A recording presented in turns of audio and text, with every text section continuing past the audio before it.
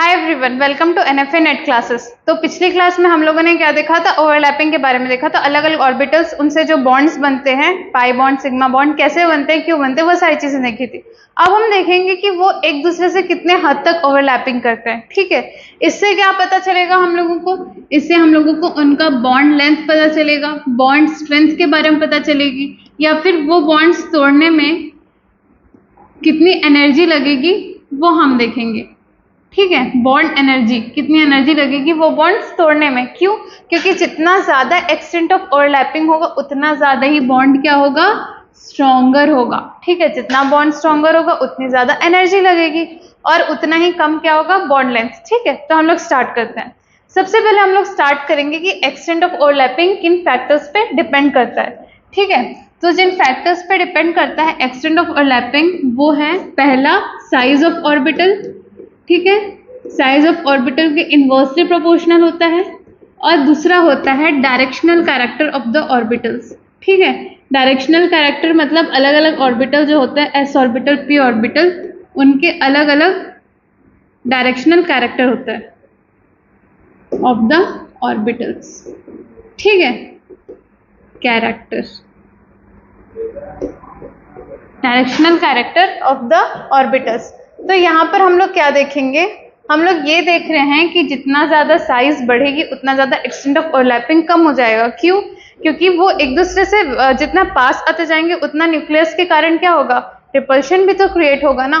तो क्या होता है, इन्वर्सली प्रोपोर्शनल होता है। डायरेक्शनल कैरेक्टर में क्या होता है, जैसे पी ऑर्बिटल है। ठीक है, पी ऑर्बिटल में क्या है, हम लोगों ने देखा था कि वो एक एक्सिस मान के चलो, अगर ये एक्स एक्सिस है तो यहाँ और यहाँ पर जो इलेक्ट्रॉन्स है वो कंसंट्रेटेड है। मतलब क्या है, इस डायरेक्शन में जो इलेक्ट्रॉन्स है वो ज्यादा है, पर एस में क्या है, सब तरफ ज्यादा रहता है। तो इसलिए पी क्या दे रहा है, एक डायरेक्शन दे रहा है। तो पी का डायरेक्शनल कैरेक्टर ज्यादा होता है किससे, एस से।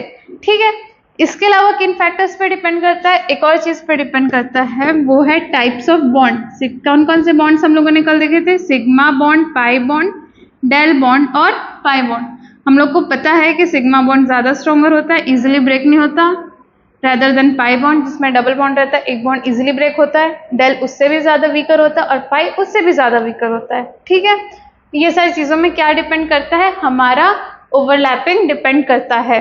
ठीक है, अब हम लोग क्या बोल सकते हैं, हम लोग ये बोल सकते हैं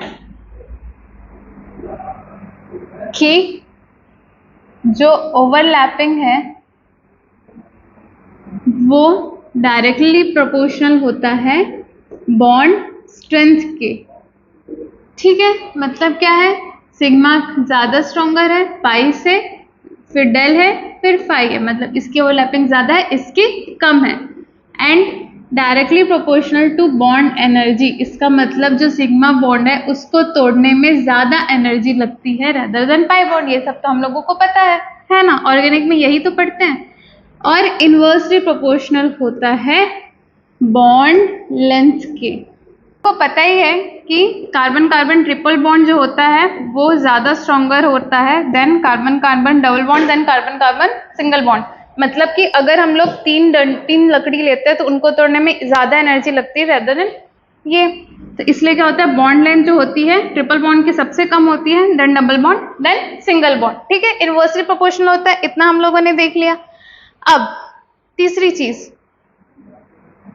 चीज ये है कि जो हाइब्रिड ऑर्बिटल्स होते हैं, ठीक है, थर्ड पॉइंट, हाइब्रिड ऑर्बिटल्स में ओवरलैपिंग ज्यादा होती है देन अनहाइब्रिड ऑर्बिटल्स। ठीक है, इसका मतलब क्या है, कोई भी अगर sp3 ऑर्बिटल है उसकी ओवरलैपिंग ज्यादा होगी किसी भी अनहाइब्रिड से। अब अनहाइब्रिड में हम लोगों ने देखा था p की ज्यादा होती है s से, मतलब p की ज्यादा होगी s से। ठीक है, तो ये हमारा क्या होगा, ओवरलैपिंग का ऑर्डर हो जाएगा। समझ में आया? ठीक है, कहीं भी अगर हम लोग देखेंगे हाइब्रिड ऑर्बिटल तो वो क्या होगा, उनकी ओवरलैपिंग ज्यादा होगी रेदर देन अनहाइब्रिड ऑर्बिटल्स। ठीक है,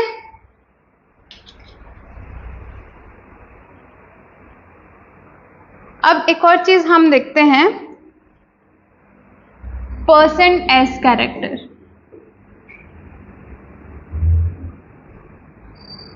ठीक है, जैसे sp3, sp2, sp। पहले भी मैं आप लोगों को यही चीज समझा चुकी हूँ कि इसमें कितना 25% s कैरेक्टर होता है, इसमें कितना होता है 33% s कैरेक्टर होता है, और इसमें कितना होता है 50% s कैरेक्टर होता है। तो जितना ज्यादा परसेंट s कैरेक्टर इंक्रीज होता है उतना ज्यादा उसका साइज जो होता है वो डिक्रीज होता है। किसका? ऑर्बिटल का। अगर साइज डिक्रीज होगा मतलब क्या होगा? ओवरलैपिंग का जो एरिया है, जो एक्सटेंट ऑफ ओवरलैपिंग है, वो क्या हो जाएगा? इंक्रीज हो जाएगा। इसका मतलब हम लोग ये बोल सकते हैं डायरेक्टली कि जो एक्सटेंट ऑफ ओवरलैपिंग होता है वो डायरेक्टली प्रोपोर्शनल होता है परसेंट एस कैरेक्टर के।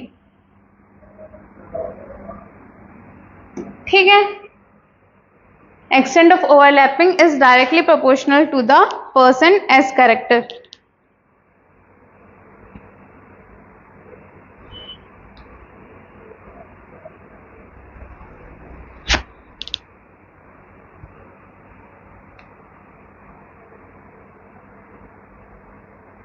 अब ये सारी चीजों को मिला के हम कुछ एग्जांपल्स देखते हैं। इतनी सारी चीजें हम लोग को समझ में आ गई कि एक्सटेंट ऑफ ओवरलैपिंग किस पे डिपेंड करता है? साइज ऑफ ऑर्बिटल, मतलब जितना ज्यादा साइज होगा उतना कम उसकी ओवरलैपिंग होगी। ठीक है, अब ये सारी चीजें क्यों कंपेयर कर रहे हैं? डायरेक्टली बॉन्ड लेंथ या बॉन्ड स्ट्रेंथ से। तो हम लोग ये बोल सकते हैं जितना ज्यादा साइज होगा उतना ही वीकर वो बॉन्ड होगा। ठीक है, दूसरी चीज क्या है? Hybrid unhybrid orbitals. ठीक है, हाइब्रिड की ज्यादा होगी अनहाइब्रिड से। अनहाइब्रिड में भी डायरेक्शनल कैरेक्टर देखेंगे तो p की ज्यादा होगी किससे?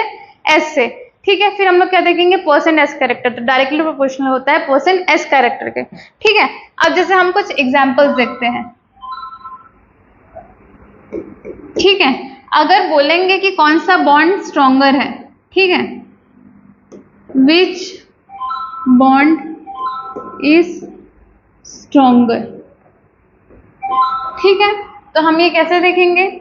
जैसे sp s दिया हुआ है, ठीक है, sp2 s ओवरलैपिंग दी हुई है, और एक जगह sp3 s ओवरलैपिंग।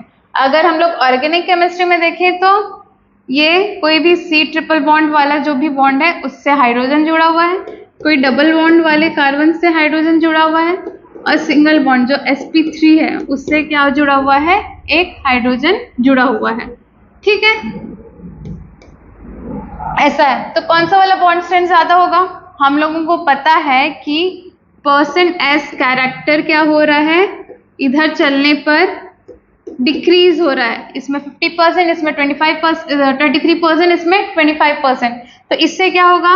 ओवरलैपिंग भी डिक्रीज होगी। इसका मतलब क्या हो जाएगा? बॉन्ड स्ट्रेंथ क्या हो जाएगी? डिक्रीज हो जाएगी। मतलब sp-s ओवरलैपिंग की बॉन्ड स्ट्रेंथ सबसे ज्यादा होगी, फिर sp2 की होगी, फिर sp3 की। अगर बाई चांस आपको एक क्वेश्चन दिया, ठीक है,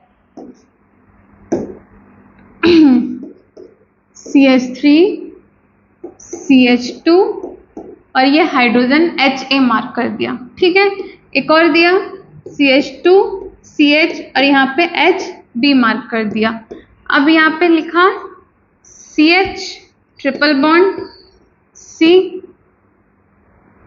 और यहाँ पे HC मार्क कर दिया। ठीक है, अब बोला A, B और C में से कौन सा वाला हाइड्रोजन इजीली निकल जाएगा? तो हमें पता है कि इसका क्या है? बॉन्ड स्ट्रेंथ ज्यादा है। ठीक है, तो इसका मतलब क्या होगा कि ये वाला बॉन्ड इजीली ब्रेक होगा रेदर देन दिस वन। और ये क्वेश्चंस जो है आपके ऐसे सॉल्व होंगे। डायरेक्टली क्वेश्चन आपको ऑर्बिटल्स को लेके नहीं देगा, बट यहाँ पर क्या बोलेगा कि कौन सा वाला जो है वो स्ट्रॉन्गर है। तो यहाँ से हम लोग इस तरह से कंपेयर करेंगे कि जो sp ओवरलैपिंग होता है उसका बॉन्ड स्ट्रेंथ ज्यादा होता है रेदर देन sp2 और रेदर देन फिर sp3। ठीक है, ऐसे ही और क्वेश्चन हम लोग देखते हैं। जैसे फॉर एग्जाम्पल आपका n वैल्यू से देखते हैं। ठीक है, मान के चलो आपके पास है 2p ऑर्बिटल, 3p ऑर्बिटल और 4p ऑर्बिटल। ठीक है, अगर 2p मान के चलो हमारे पास 2p 2p ओवरलैपिंग है, 3p 3p ओवरलैपिंग है और 4p ओवरलैपिंग है।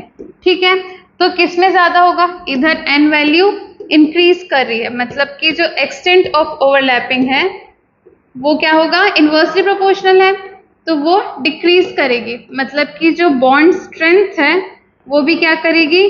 डिक्रीज करेगी, मतलब कि जो बॉन्ड एनर्जी होगी वो भी क्या करेगी? डिक्रीज करेगी। ठीक है, मतलब जो बॉन्ड लेंथ है जो इन्वर्सली प्रोपोर्शनल था वो क्या करेगा? इंक्रीज करेगा। ठीक है, अब एग्जाम्पल लेते हैं इसका। For example chlorine, fluorine, chlorine और ब्रोमीन। हम लोग को पता है, ठीक है, कि आयोडीन जो होता है बहुत ही ज़्यादा वीकर बॉन्ड्स बनाता है, उसको तोड़ना बहुत ईजी होता है। Then bromine, then fluorine, then chlorine. यही चीज़ तो दिखा रहे, 2p 2p 3p 3p 4p 4p। Strength decrease हो रहा है, जितना बड़ा एटम होता जाता है उतना ज़्यादा स्ट्रेंथ डिक्रीज होते जाता है। ठीक है, तो आज के लिए इतना ही। टेलीग्राम में आपको इससे रिलेटेड कुछ क्वेश्चंस दे दिए जाएंगे, वो आप एक बार ट्राई करिएगा सॉल्व करने का। इजी क्वेश्चन है, ज़्यादा डिफिकल्ट नहीं है। हाँ, बट अगर ये चीज़ आपको समझ में आ गई तो ऑर्गेनिक और इनऑर्गेनिक के बहुत सारे जो टॉपिक्स हैं जिनके पीछे का रीज़न हमें समझ में नहीं आता, वो सारी चीज़ें समझ में आएंगी। अब नेक्स्ट क्लास में हम लोग क्या देखेंगे? हाइब्रिडाइजेशन देखेंगे, वहां से स्टार्ट करेंगे, फिर शेप्स एंड स्ट्रक्चर्स देखेंगे अलग अलग मॉलिक्यूल से, जहां से मेन क्वेश्चंस आते हैं। ठीक है, यहाँ से बॉन्ड स्ट्रेंथ या बॉन्ड एनर्जी या बॉन्ड लेंथ का ऑर्डर निकलने आएगा, वो ऑर्गेनिक मॉलिक्यूल्स को भी दे सकता है या इनऑर्गेनिक मॉलिक्यूल्स को देख सकता है। ठीक है, आज के लिए बस इतना ही। Thank you.